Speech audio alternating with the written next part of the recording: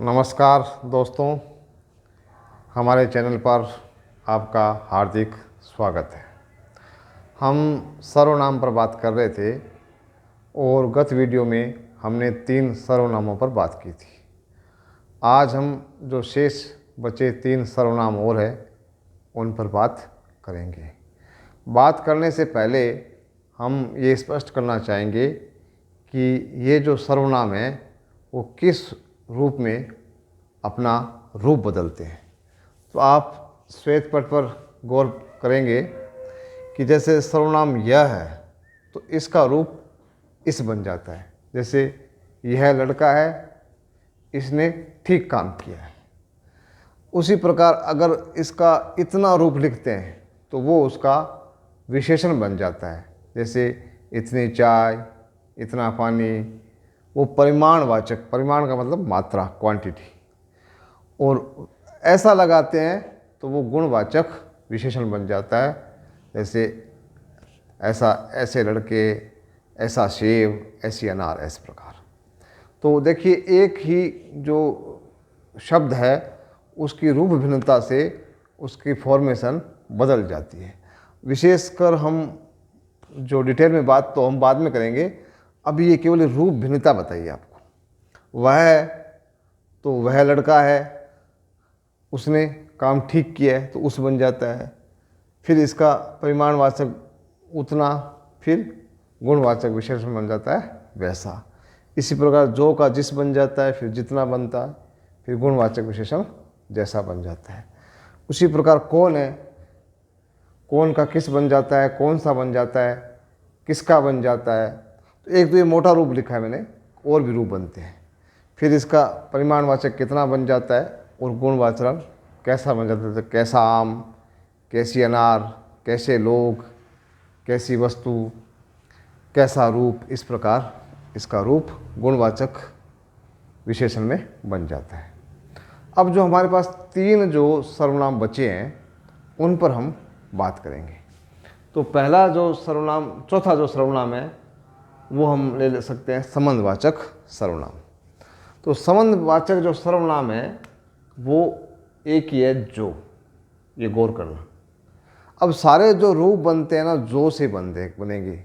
जो, जैसा, जिसकी, जितना, सब जो से ही बना हुआ है।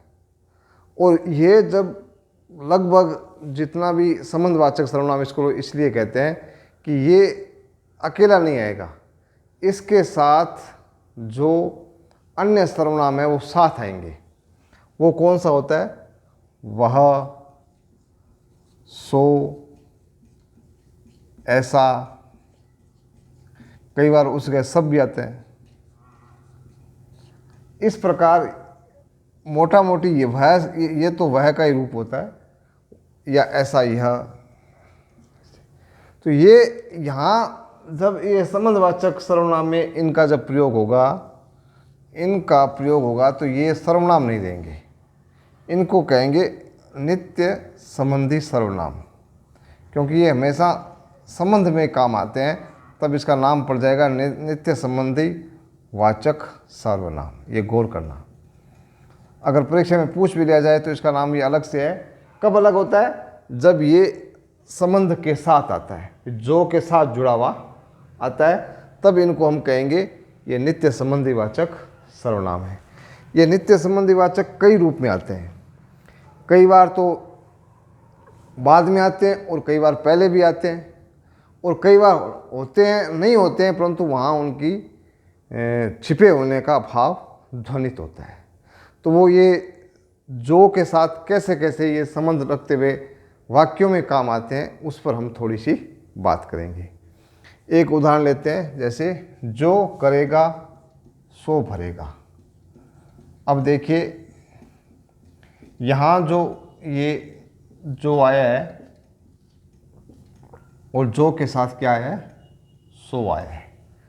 तो यहाँ ये सो बाद में आया है, या वह का रूप बाद में आया है।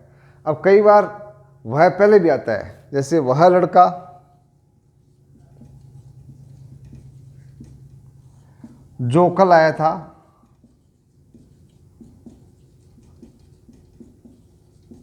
बीमार हो गया। अब यहाँ देखो ये वह पहले आ गया। अब आप ये मत सोचना ना ये वह अन्य पुरुषवाचक सर्वनाम है। यहाँ वह आया है वो नित्य संबंधी वाचक सर्वनाम के तौर पर काम में आया है। अब यहाँ जो है वो बाद में आया है। तो जो पहले भी आ सकता है और जो बाद में भी आ सकता है। और कई बार जो ये वह सो ये आते भी नहीं है। जैसे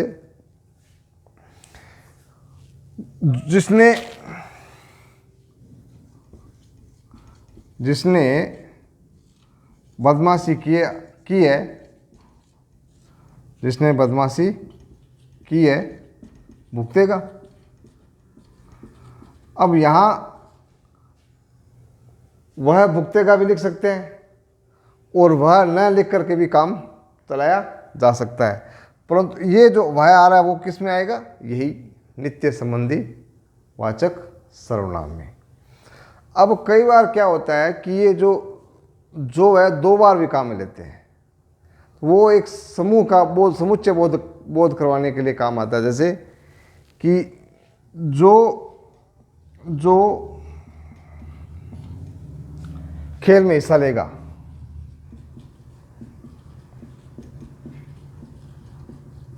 जो खेल में हिस्सा लेगा वो केले खाएगा। अब एक तरह से यहाँ एक से अधिक व्यक्ति की बात हो रही है। अब देखो ये जैसे जो आ जाता है वहाँ सामने भी वो आ गया। तो ये जो के साथ प्रायः सभी वाक्यों में वह सो यह ऐसा रहेगा। इस बात को आप समझ लें। और ये इस प्रकार जब मिश्र वाक्य आते हैं, ये सब लगभग मिश्र वाक्यों में ही आएगा काम में। मिश्र वाक्य का मतलब ये होता है कि एक वाक्य दूसरे पर आश्रित रहता है। जैसे हम इतना लिख देते हैं कि जो खेल में हिस्सा लेगा। अब यहाँ वाक्य ख़त्म नहीं होगा, वो पीछे वाला वाक्य जब पूरा करेंगे तभी वाक्य खत्म होता है।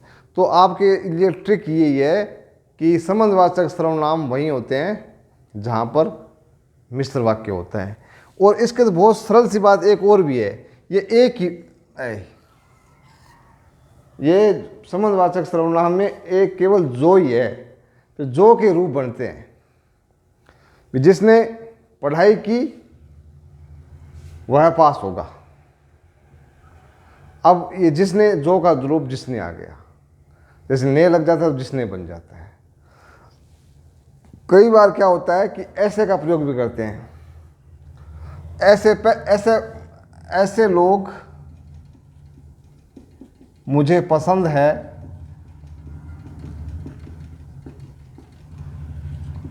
जो सुबह जल्दी उठते हैं।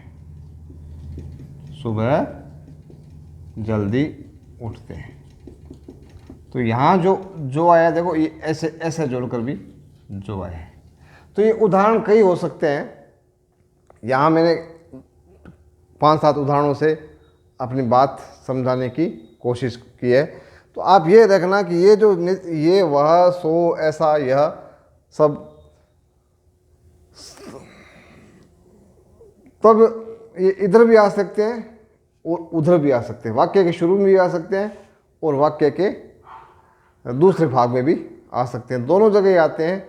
तब जो कहीं न कहीं लगना चाहिए, तब आप समझ लेना कि यहाँ पर यह संबंधवाचक सर्वनाम है। कई ऐसे भी आते हैं, जो कोई दरवाज़ा खोलेगा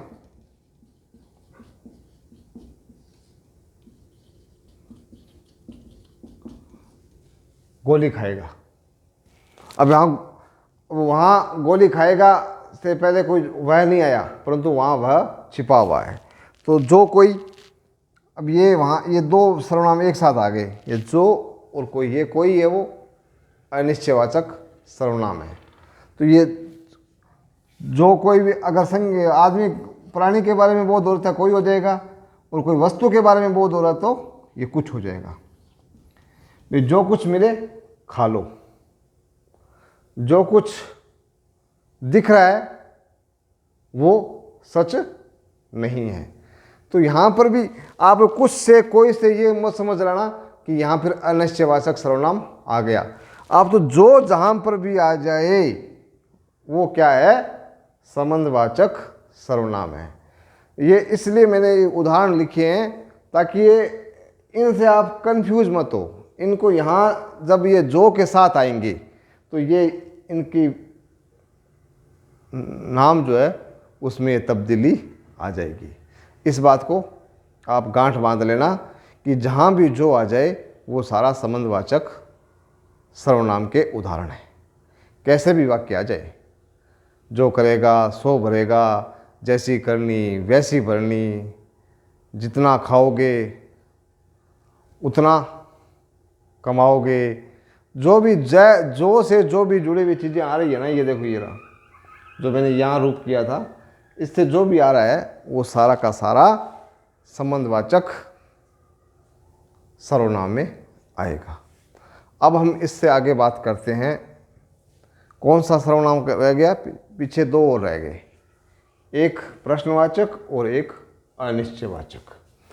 तो आप ये देखना कि जो प्रश्नवाचक सर्वनाम है, प्रश्नवाचक सर्वनाम में तो इतना ही है कि जिस सर्वनाम से कोई प्रश्न का बोध हो रहा हो या कोई सवाल आ रहा है, किसी के बारे में कुछ पूछा जा रहा है, चाहे प्राणियों के बारे में पूछा जा रहा है, चाहे कोई पदार्थ के बारे में पूछा जा रहा हो या किसी के लक्षण के बारे में पूछा जा रहा हो, कुछ भी पूछा जा रहा हो, वहाँ क्या आएगा, ये प्रश्नवाचक सर्वनाम आएगा। तो ये कौन, क्या, कहाँ, कब, कैसे, कौन सा, ये सारे के सारे सर्वनाम प्रश्नवाचक सर्वनाम में आएंगे। जैसे आपका नाम क्या है, नाम क्या है, कौन सी कक्षा में पढ़ते हो, कहाँ रहते हो, कैसे चलते हो, कैसा खाते हो, ये कुछ भी आ जाए जहाँ पर WH वाले जो है वो हाउ वाले जो वाक्य है अंग्रेजी में, वो सारे के सारे किस में आएंगे, प्रश्नवाचक सर्वनाम में। तो जहाँ प्रश्नवाचक चिन्ह आ गया, अंडरलाइन आ गई, तो वहाँ आ जाए, समझ लेना कि यहाँ प्रश्नवाचक सर्वनाम के बारे में बात की जा रही है। ये क्रिया विशेषण के बताते समय थोड़ा सा आपको कन्फ्यूजन होगा, वो क्रिया विशेषण बताते समय मैं आपको बहुत डिटेल में समझा दूंगा कहाँ क्रिया विशेषण है और कहाँ आपका वो प्रश्नवाचक सर्वनाम है। इसके अलावा सर्वनाम रह गया एक ये अनिश्चयवाचक। जैसे हमने निश्चयवाचक सर्वनाम की जब बात की थी तो 4 प्रकार के सर्वनाम थे, यह, ये, वह, वे। मूल वही है, बाकी वो शोर वो वैसे सब उनके रूप बन जाते हैं। तो उसी प्रकार इसके तो 2 ही सर्वनाम हैं, कोई और कुछ। कोई किस में आता है, कोई संख्या के बारे में पूछे तो कोई आ गया, संख्यावाचक में आता है। और जब मात्रा के बारे में पूछेंगे तो कुछ आ जाएगा। जैसे आपको भुजिया किसी से प्राप्त करना है तो क्या प्राप्त कहोगे कि मुझे कुछ भुजिया दे दो। अब यहाँ कोई भुजिया नहीं दोगे, परंतु जैसे आप कहोगे कि एक कारीगर भेजना है तो पूछेगा कौन सा भेजूँगा, कोई भेज दो। तो वहाँ कोई का मतलब कोई भी हो सकता है। तो वहाँ जिस सर्वनाम में कोई किसी पदार्थ का, किसी प्राणी का निश्चितता का बोध नहीं होता हो, वहाँ अनिश्चयवाचक सर्वनाम होता है। अब कोई आया था, कुछ दूध दे दो, कुछ चाय दे दो, कुछ मिट्टी दे दो, कोई तो होगा, कोई पढ़ लो, कोई खेती कर लो, कोई डॉक्टरी कर लो। तो ये कोई कुछ जहाँ पर भी आ जाता है जिसमें अनिश्चय का बोध होता हो, जैसे आपसे आप कोई कहो भी मुझे तो कुछ किताबें चाहिए। अब किताबें कुछ का मतलब 1000 किताबें हो सकती है, 5 किताबें भी हो सकती है। अब अपनी अपनी क्षमताएं हैं और अपना अपना अर्थ लगाने वाला है, श्रोता कुछ भी अर्थ लगा सकता है। अब कह दो आपको क्या चाहिए, किताब चाहिए, कि कौन सी दूँ, कोई दे दो। अब कोई में वो गीता भी दे सकता है, रामायण भी दे सकता है, कोई आधुनिक उपन्यास भी दे सकता है। तो वहाँ निश्चितता का बोध नहीं है। निश्चितता का बोध होगा तब आप संज्ञा बोलेंगे, जैसे मुझे रामायण चाहिए, महाभारत चाहिए, कुछ का चाहिए, मतलब मुझे 2 किलो चाय चाहिए या मुझे 10 किताब चाहिए। जो भी निश्चितता का बोध होता है वहाँ ये सर्वनाम नहीं होगा, और जहाँ अनिश्चितता का बोध होगा वहाँ यह सर्वनाम होगा। तो इस प्रकार हमारे पास 6 सर्वनाम हैं। 3 का जिक्र हमने पहले किया था और 3 का हमने आज जिक्र किया है। तो मित्रों, मैं वही बात पुनः दोहराता हूँ कि कोई भी जो शब्द है वो एक रूप में नहीं रहता। जैसे यही या नित्य संबंधी वाचक सर्वनाम बन गया, वही अन्य पुरुषवाचक सर्वनाम बन गया, वही विशेषण बन रहा है, परिमाणवाचक बन रहा है, और वही गुणवाचक बन रहा है। तो इस प्रकार हमें अपनी अर्थ की समझ के आधार पर उसका स्थान तय करना है कि यहाँ विशेषण है या ये यहाँ पर सर्वनाम है। फिर सर्वनाम है तो कौन सा सर्वनाम है।